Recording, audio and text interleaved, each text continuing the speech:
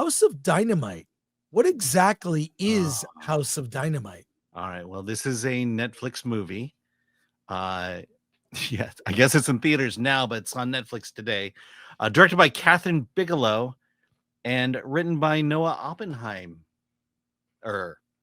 Uh, okay, so the basic plot is one day the world wakes up and there's a nuclear missile headed to Chicago. In fact, it's a direct shot, and there's no hope. We're about it. Basically, the movie repeats the same 20 minutes 3 times from 3 different perspectives. It starts by opening up with we're at NORAD.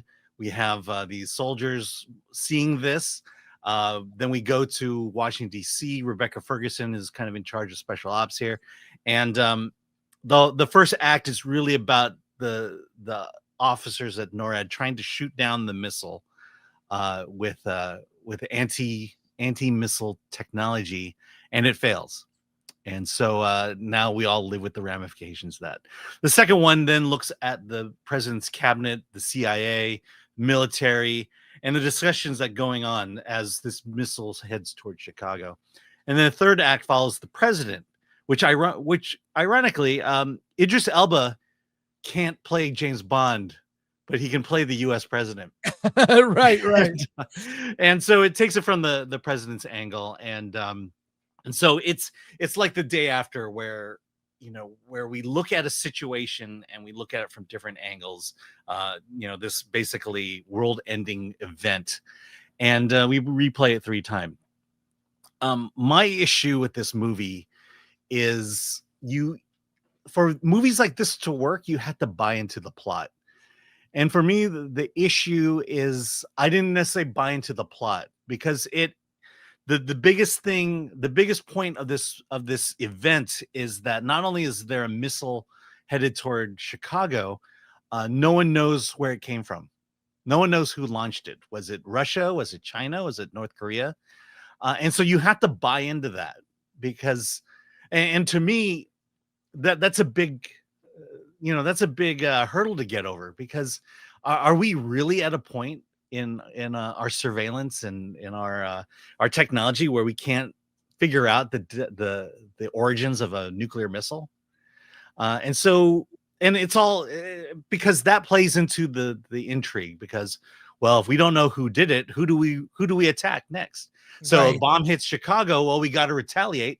We're going after North Korea, we're going after Russia, and how, or do we sit back and just take it? And those are the kind of issues that are brought in. But for me, it's like, well, all that discussion is great, but again, how is it that we don't know where this missile came from? Is that really a possibility? One thing I really appreciate, though, is Catherine Bigelow's approach to it, because if this movie was made 50 years ago in the 80s, when this really mattered, you have all these men at the command, and they're emotionless. They're there to solve the problem and deal with it. But here, because it's today, it's a much more diverse military. Right. So people cry.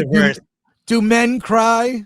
Well, look, it's diverse, so I think the men pretty much, they fall into the trope of, hey, I got to be strong.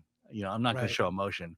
The women, on the other hand, they show us the emotion of the situation, and we see a lot of emotion. Well, and a lot of emoting throughout this film.